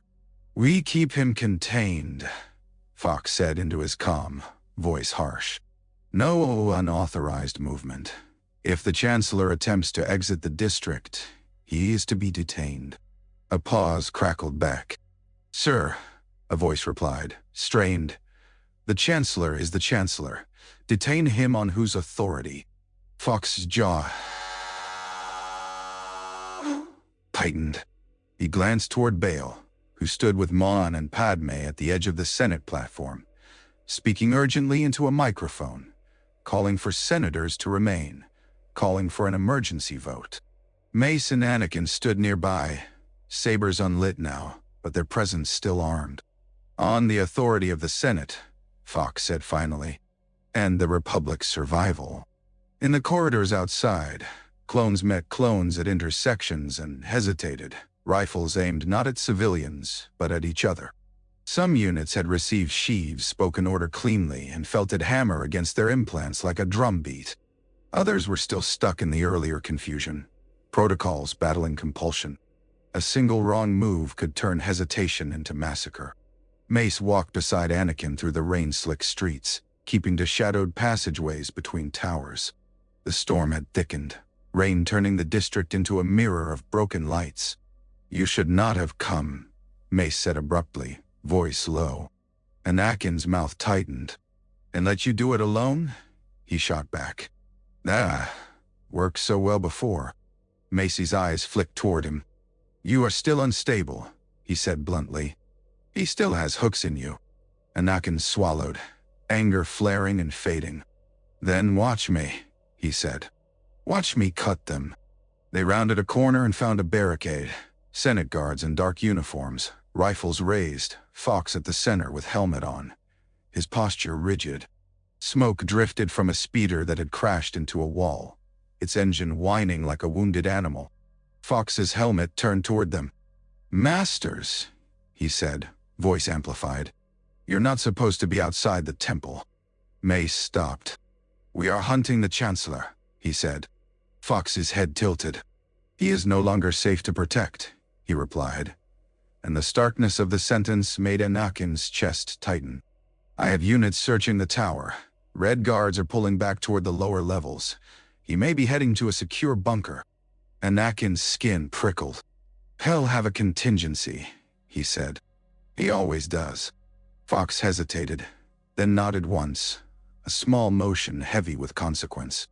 "Then we stop him before he reaches it," he said. "But understand this.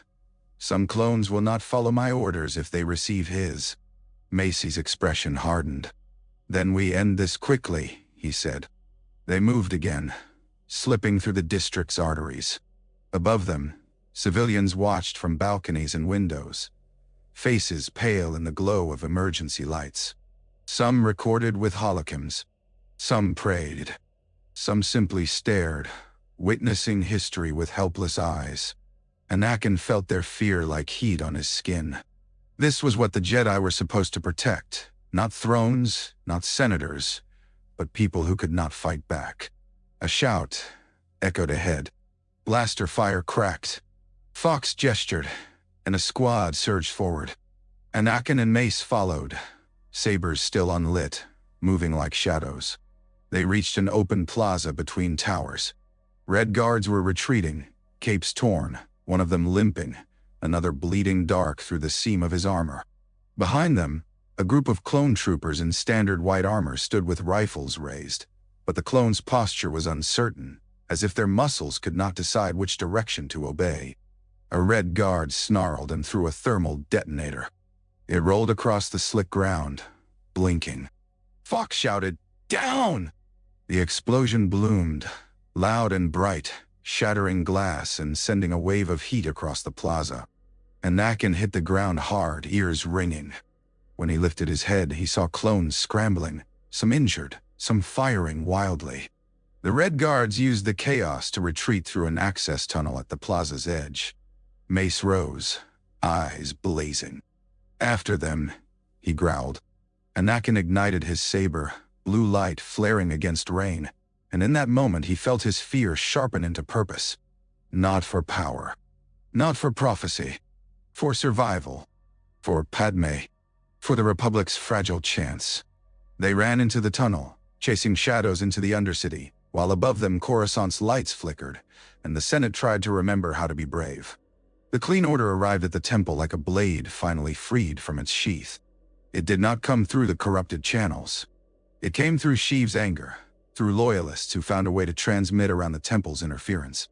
It came through a commander's mouth, spoken into a helmet mic with the full weight of authority behind it. Execute Order 66. Outside the temple gates, clones stiffened. The hesitation that had kept them from firing drained away like water. The implant behind their eyes clenched. In that clench, the Jedi shifted from allies to targets. The first explosion hit the outer gate with a roar that shook the temple's foundations. Stone dust billowed. Temple guards braced behind barricades, ornate armor gleaming, pikes and rifles ready. Jedi knights stood among them, sabers ignited, expressions grim. Shaq moved through the defenders like a commander in a siege, voice calm, eyes fierce. "Hold the choke points," she ordered. "Do not break formation. Protect the vault doors at all costs." Younglings were being guided down side corridors, small faces pale, little hands gripping each other. Jocasta stood at the threshold of the archives, refusing to move, as if her body could be a lock. The second explosion blasted the gate inward. Clones poured through, rifles up, moving in disciplined waves. Blaster fire filled the corridor, red bolts streaking toward Jedi and guards. Sabers met the bolts with sharp hisses, deflecting energy into walls, into ceilings, into the bodies of the attackers. A temple guard fell with a bolt through his shoulder, blood dark against gold. A knight shouted, "Non-lethal!" and then choked as a bolt slammed into his chest. He fell, smoke rising from his robes. The temple was no longer a sanctuary. It was a battlefield. Anakin arrived through a side entrance with Mace, Fox, and a handful of Senate guards who had chosen to follow them into madness. They burst into the temple corridors just as the clone assault hit full force, and for a heartbeat Anakin froze, horror slamming into him. Clones, his soldiers, firing into Jedi lines. Jedi, his family, falling. He ignited his saber without thinking. Blue light flared, and he threw himself into the chaos, deflecting bolts, shouting orders that no one had time to parse. "Fall back to the inner hall!" he yelled to the defenders. "Create a funnel. Don't let them spread." A Jedi Knight turned toward him, eyes wide with disbelief. "Anakin!" he shouted over the blaster fire. "What? No time." Anakin snapped and shoved the knight backward with the force just as a bolt would have taken his head. Mace moved beside him like vengeance made flesh, purple saber carving arcs through the air, deflecting bolts into clones with ruthless precision. He did not hesitate. He could not afford to. Fox's Senate guards opened fire on clones, and Anakin felt the sick twist of it. Republic shooting Republic inside the Temple of the Jedi. The war had finally come home. "Why are they doing this?" a young Jedi gasped, staggering behind a pillar, saber shaking. Anakin's voice came out rough. "Because they were made to," he said, and the truth tasted like bile. "Because someone put chains inside their heads and called it loyalty." A blast detonated near the ceiling, showering sparks. The corridor filled with smoke. Through it, Anakin saw a line of clones advancing, rifles steady, faces hidden behind helmets that made them look like the same man multiplied. He leaped into them, saber flashing. He struck with the flat of his blade when he could, aiming to disable armor joints, to sever weapons, to drop them without killing. But in the crush, in the smoke, in the screams, mercy became clumsy. A clone stumbled into his swing and the blade cut too deep. The man fell, armor hissing, blood pooling. Anakin's stomach lurched. He nearly lost his footing. Mace caught his shoulder, yanking him back. "Focus," Mace snarled. "You can grieve later or you can die now." Anakin swallowed hard, eyes burning. He raised his saber again. They fell back toward the inner halls, defenders forming a new line at a narrow passage where columns forced the clones into a bottleneck. Temple guards locked a side door, sealing it with a grinding thud. The sound felt like a heartbeat, the temple's own body trying to hold together. Shak appeared, robes torn, face streaked with soot. "The vault doors are holding," she shouted. "But they have explosives. We can't." A distant boom shook the floor. "The archives!" someone shouted. Jocasta's voice echoed down the corridor, furious and defiant. "Over my dead body." Anakin's throat tightened. He could hear younglings crying deeper in the temple, a high, terrified sound that cut through blaster fire like a knife through cloth. He looked at Mace, and for a heartbeat the hatred in Mace's eyes was not for clones, but for the man who had made this. "Sheev," Anakin rasped. Mace nodded once. "We end him," he said, "or the temple becomes a tomb." Outside, the storm raged. Inside, the Jedi fought to keep one thin corridor between their children and execution. The Undercity swallowed sound. As they pursued the Red Guards through service tunnels and forgotten maintenance shafts, the city's noise faded above them until only their own breaths and footsteps remained. The air grew warmer, heavier, smelling of damp stone and ancient dust. Coruscant's lower levels were built on layers of older civilization, and beneath those layers were scars no one spoke about. The Red Guards led them to a door that did not belong, a slab of black stone set into durasteel, carved with symbols that made the skin prickle. It opened without a key, as if recognizing the presence approaching from within. Anakin stepped through first, saber raised, and the force hit him like cold water. The darkness here was not metaphor. It clung. It pressed. It felt like standing inside a memory of pain. The chamber beyond was vast, lit by red flames that did not flicker with air currents. The walls were carved with figures that twisted in agony, faces stretched, hands reaching upward as if begging. The floor was etched with a circle of symbols that made Anakin's teeth ache. Sheev stood at the center, back straight, arms spread slightly as if welcoming them into his court. His red guards formed a ring around him, silent, poised. "Ah," Sheev said, voice echoing strangely, as if the stone itself repeated his words. "The Jedi come to my true home." Macy's saber hum deepened. "End this," he growled. Sheev's smile was thin. "End," he repeated, amused. "You still think this is a duel you can win with a blade?" Anakin's stomach twisted. The air around Sheev felt thick with power, like a storm coiled inside a man. And yet, there was strain too. He had been forced into the open. He had been denied the clean execution of the temple. His plan had been disrupted. That disruption had cost him, and rage did not always make a Sith stronger. Sometimes it made them reckless. "Sheev Palpatine," Anakin said, and speaking the full name again felt like pinning a creature to the floor with a spear. "It's over. The Senate saw you. The clones are split. You can't hide behind law anymore." Sheev's eyes gleamed. "Heidi?" he murmured. "No, Anakin. Now I rule honestly."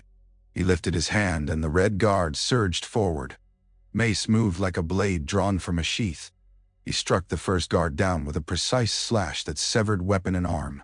The guard fell without a sound. The second swung a staff toward Macy's head. Mace ducked, spun, and drove his saber through the guard's chest. The smell of burnt cloth filled the air. Anakin leaped into the ring, blue saber flashing. He disarmed one guard, kicked another back into a pillar, sparks raining down. The guards fought with brutal discipline, their staffs crackling with energy. They were not clones. They were chosen. They had faces. They had intent.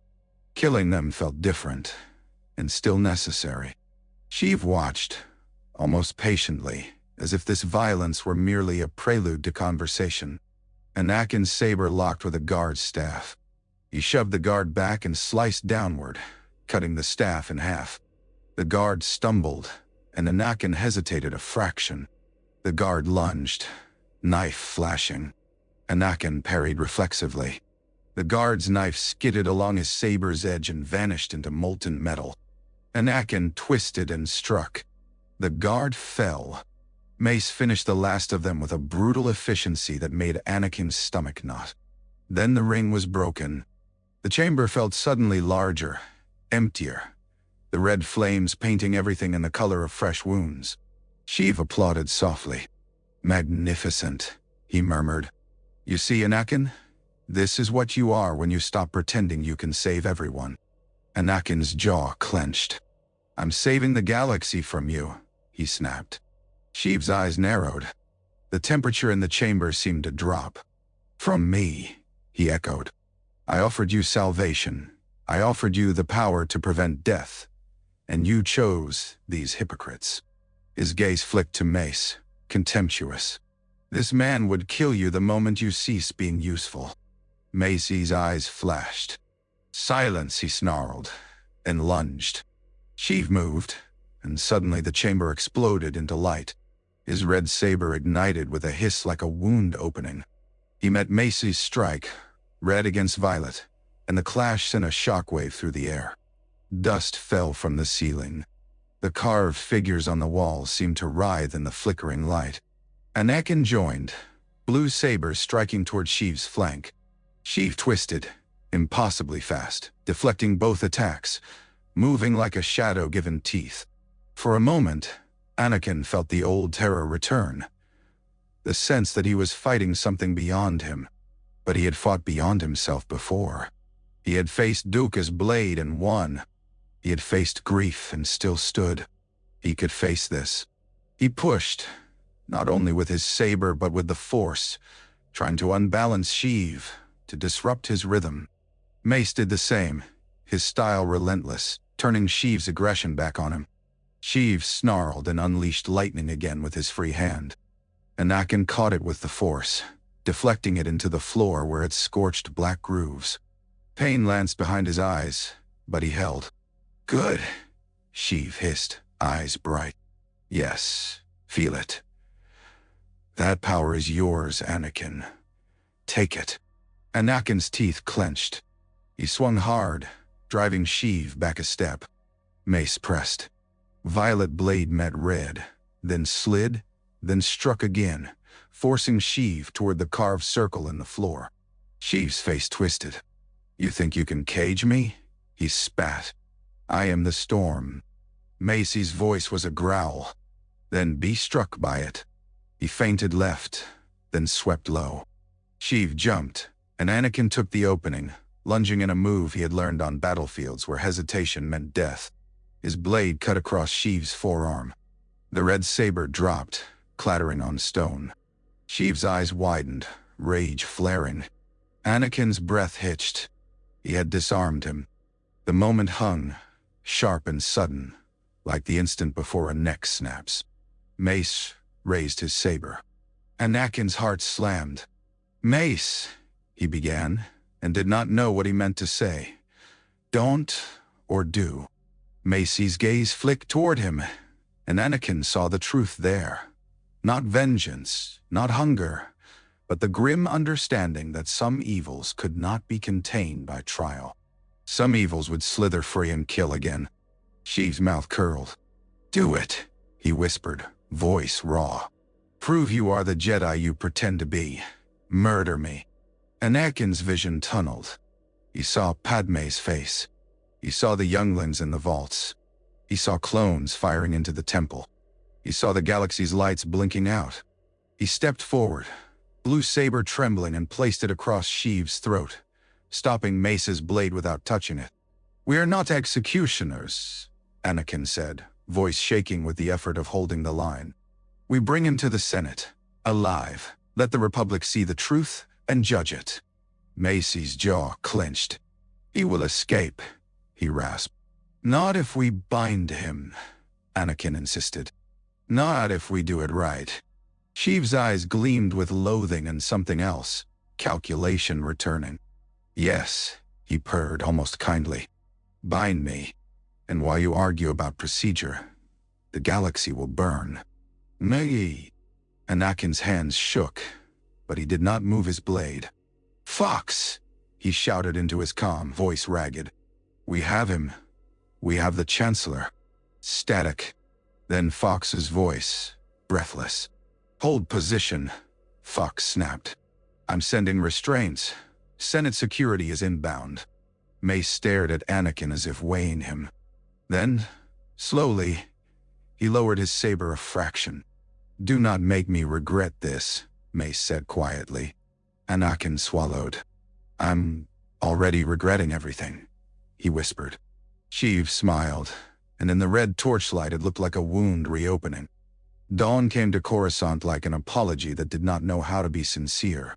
The storm eased, rain thinning into mist that clung to towers.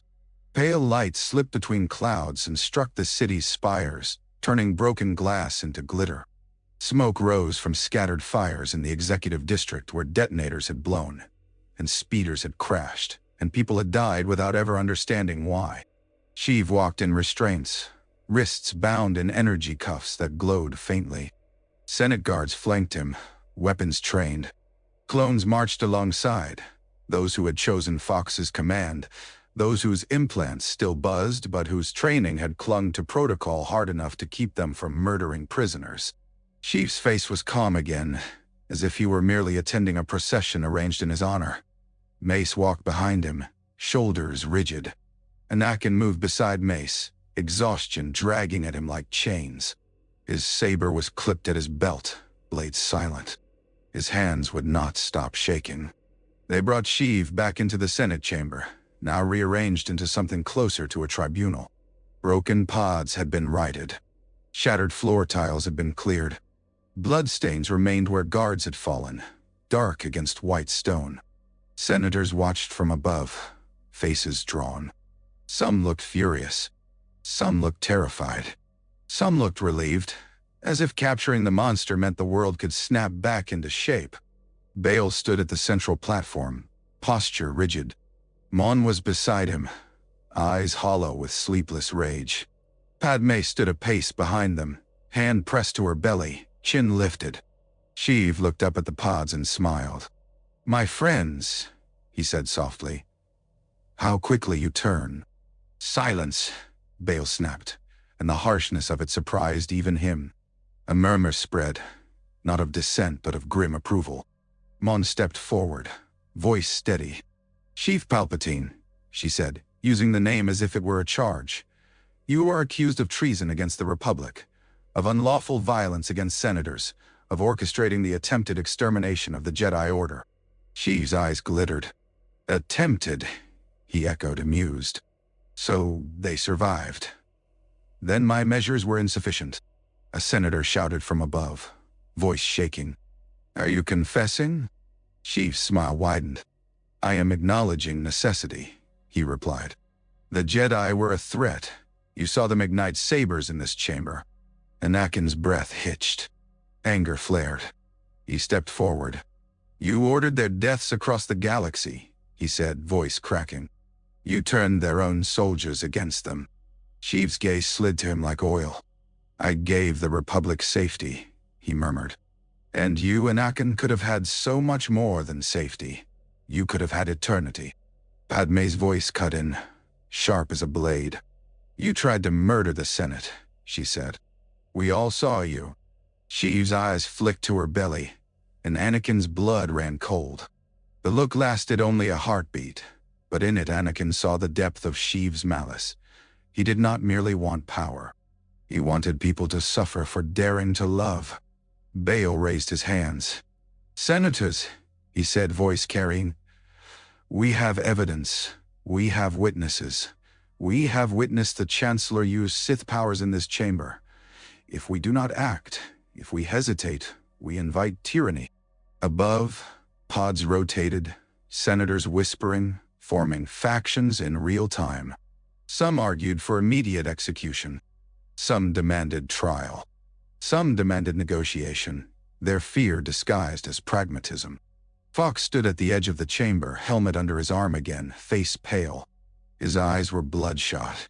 When he looked at Sheev, it was with the stunned horror of a man realizing his king had been a monster all along. A senator from a Trade Federation pod shouted, "If we condemn him and he is not guilty, we destroy the Republic." Mon's reply was cold. "If we do not condemn him and he is guilty, there is no Republic left to destroy." The words hung. Anakin felt the Force ripple, not with destiny but with human choice. This was what the Jedi had forgotten in the war. The galaxy was not moved by prophecy alone. It was moved by people deciding, moment by moment, whether fear or courage would rule them. Then a comm device on Bail's platform chimed, a high, urgent sound. Bail listened, face tightening. He looked up, eyes dark. "Order 66 has been executed in most sectors," he said, voice strained. "Reports confirm hundreds, perhaps thousands, of Jedi dead. The temple on Coruscant held, but we are alone in that." The chamber fell silent in a new way, grief sinking its teeth into the air. Padme's hand tightened on her belly. Mon's eyes shut briefly, as if holding back the weight of so much loss. Sheev's smile did not change. "You see," he murmured, "the galaxy already chose. I simply gave it direction." Anakin stared at him, and for the first time he understood a truth that hurt worse than betrayal. Sheev had not created the Republic's fear. He had only weaponized it. Bail lifted his chin. "Then we take it back," he said softly. "One law at a time." Outside the chamber, Coruscant's pale dawn touched broken streets and burning wreckage. Inside, the Republic began the hardest war of all, the war to remain itself. The temple smelled of smoke and antiseptic. Healers moved through the halls with quiet urgency, hands glowing faintly as they stitched wounds closed with the Force. Blankets covered the injured, their faces pale in the dim light. Some clones lay among them too, stripped of armor, bandaged like any other soldier. No one spoke loudly. The temple had become a keep after siege, its stones holding both victory and grief. Obi-Wan arrived near midday, stepping through the temple gates like a man returning from the dead. His robe was torn, his beard damp, his face lined with exhaustion. He walked as if pain lived in his ribs. When he saw the damaged corridor walls, the scorch marks, the barricades, his expression tightened. Anakin felt him before he saw him, a familiar presence in the Force like a hand reaching across distance. It hit him so hard he nearly swayed. Obi-Wan's eyes found him. For a heartbeat there was only silence between them, thick with everything they had not said and everything the galaxy had done while they were apart. Then Obi-Wan crossed the distance in 3 long strides and grabbed Anakin's shoulders. "You're alive," Obi-Wan said, voice rough, and the relief in it was naked. Anakin swallowed hard. "So are you," he whispered, and his eyes stung. Obi-Wan's gaze flicked past him, taking in the wounded, the broken stone, the younglings being ushered deeper into the temple. "What happened?" he demanded. Anakin's mouth tightened. "Sheev," he said. "He's the Sith Lord. He issued Order 66. It worked almost everywhere, but here," he gestured helplessly. "Here the order glitched. The temple jammed the net. We had time." Obi-Wan's face went very still. "And the Chancellor?" he asked. "Captured," Anakin said. "In Senate custody." Obi-Wan stared at him as if unable to process the sentence. Then his gaze sharpened. "And you?" he asked softly. "Where do you stand, Anakin?" The question was a blade, but it was not meant to cut. It was meant to measure. Anakin met his eyes, and for once he did not look away. "With the Republic," he said hoarsely. "With Padme, with the Jedi. I almost didn't." Obi-Wan's jaw tightened, but his grip did not loosen. "Almost," he repeated, and there was grief in the word. Grief for what his brother had endured. "We will speak later." A commotion at the gates drew their attention. Yoda entered the temple, small and damp, escorted by 2 Wookiees whose fur was matted with rain. The sight of him sent a ripple through the temple. Knights bowed. Healers paused. Even the injured lifted their heads. Yoda's eyes swept the hall, and Anakin saw the sorrow in them like a deep lake. Sorrow and something else. Faint, strange, as if he carried a secret flame in his chest. "Alive you are," Yoda said to Obi-Wan, voice soft. Obi-Wan bowed his head. "So are you, Master." Yoda's gaze turned to Anakin, and Anakin felt the weight of it. "Changed you are," Yoda murmured. Anakin's throat tightened. "I'm trying," he said. Yoda nodded, and the simple gesture held centuries of understanding. "Trying," he echoed. "The Force asks no more." Padme approached then, careful, hands folded over her belly, face tired but steady. She bowed her head to Yoda, then looked at Obi-Wan with the quiet courage of someone who knew she would be judged. Obi-Wan's expression softened, just a fraction. "Senator," he said. Padme's mouth curved faintly. "Obi-Wan," she replied. Anakin watched them and felt the impossibility of his life. Jedi and senator, war hero and secret husband, chosen one and terrified man. And now the galaxy itself had split, not along separatist lines but along the line between truth and tyranny. In a side corridor, temple attendants began to place small lights along the walls. Candles, in a way, though they were glow lamps, memorials for the fallen. The flickering lights made the hall look like a great hall after a massacre, mourning arranged into ritual. Obi-Wan's gaze followed the lights. His voice dropped. "How many?" he asked. Anakin's chest tightened. "Too many," he whispered. Yoda's eyes closed briefly. "Feel them," he said, "and do not let grief become hate." Anakin swallowed. He looked at the wounded, at the younglings, at Padme's protective hands, at Obi-Wan's tired eyes. He looked at the temple's damaged stone and thought of the galaxy's deeper damage. "We have Sheev," Anakin said, as if the sentence could anchor him. "We have a chance." Obi-Wan's voice was quiet. "Then we must be better than him," he said. "Because the galaxy will not forgive us if we win and become what we fought." Yoda's ears drooped slightly. "Hard," he murmured, "but necessary." Outside, Coruscant's clouds shifted. Light spilled through, pale and uncertain, as if the sun itself did not know what kind of day it was allowed to be.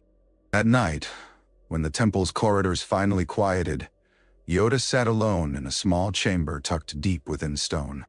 The room was simple, smooth floors, low lamps, walls bare of ornamentation. The silence felt earned, like the hush after a battle when even the victors are too exhausted to celebrate. Outside, Coruscant's traffic hummed faintly, the city's heartbeat returning in cautious pulses. Yoda folded his hands over his cane and closed his eyes. He let the Force wash through him, not as a weapon, not as a map, but as grief. He felt the missing, so many presences gone that the Order's collective mind felt like a torn tapestry.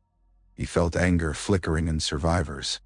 He felt fear like cold sweat on skin. And beneath it all, he felt something else. A thread, steady, warm, impossibly familiar. He opened himself to it. The air in the chamber shimmered. For a moment, Yoda thought he had imagined it, a trick of exhaustion and sorrow. Then light gathered in the space before him, soft and pale, like moonlight caught in mist. A form took shape, edges wavering, features sharpening into the face Yoda had not seen in years. Qui-Gon. No, not in flesh, not in breath and blood, but in presence. Yoda's breath trembled. "Back you are," he whispered. The luminous figure's expression was gentle, almost amused. The voice that came was not sound so much as thought shaped into comfort. "Not back. Only here." Yoda's eyes shone. "Late you come," he murmured. And there was accusation in the softness, accusation that did not mean to wound. The figure's gaze drifted, as if looking beyond walls into the galaxy's suffering. There is always a moment when the veil thins. Tonight was such a moment. Yoda's ears drooped. "Terrible it is," he said, "to feel so many gone." The figure's light brightened slightly as if in sympathy. And yet, some live. A fracture in darkness. A chance. Yoda thought of the Senate chamber, of Sheev and restraints, of senators arguing over law like men arguing over rope while a cliff crumbled beneath them. "Captured he is," Yoda said, "but already damage done." "Yes," the figure replied. "The wound is deep, but it is not infected beyond healing. Not yet." Yoda's small hands tightened on his cane. "Teach me," he whispered, "how to guide them. How to keep Jedi from becoming soldiers forever. How to make the Order worthy again." "Aye?" The light pulsed, and the figure's voice softened. "Let go of certainty. Hold to compassion. And remember, your enemy was never merely one man. Your enemy is fear." Yoda bowed his head, and for a moment, he looked every one of his years. "Fear," he echoed. "Always fear." Outside the meditation chamber, Coruscant's night stretched on, quieter now. The Senate was still arguing. The clones were still divided. The galaxy was still bleeding. But on a balcony high above the city, Anakin stood with Padme, hands intertwined, their bodies pressed close against the chill. The storm had passed, leaving the sky scrubbed clean. Stars glimmered faintly between thinning clouds. Below them, Coruscant's scars were visible even from this height, burned patches, shattered windows, emergency lights still blinking along damaged corridors. The Republic looked less like a castle and more like a wounded animal trying to stand. Padme leaned her head against Anakin's shoulder. "Do you think they'll convict him?" she asked softly. Anakin stared into the distance where the Senate's dome glowed. His voice was tired. "They have to," he said. "If they don't, then none of this mattered."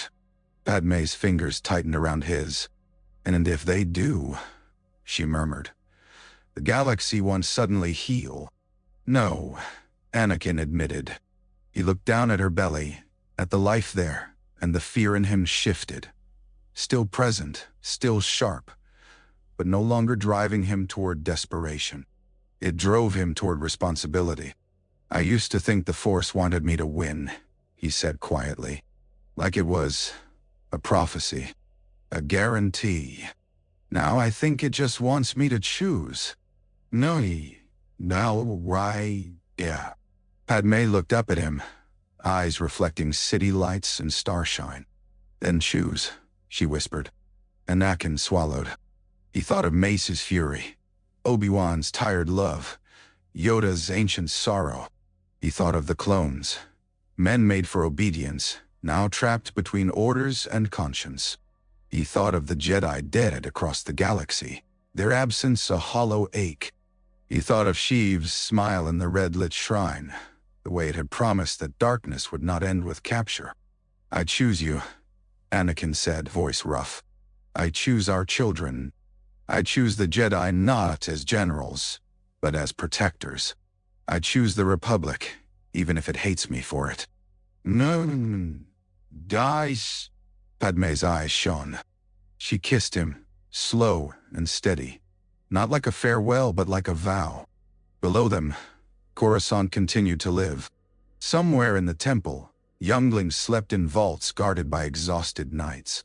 Somewhere in the Senate, men and women argued over law like soldiers arguing over a shield.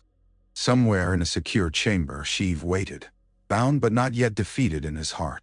And in the quiet meditation room, Yoda listened to Qui-Gon's fading presence and felt, for the first time in days, something that was not grief. A fragile, stubborn hope,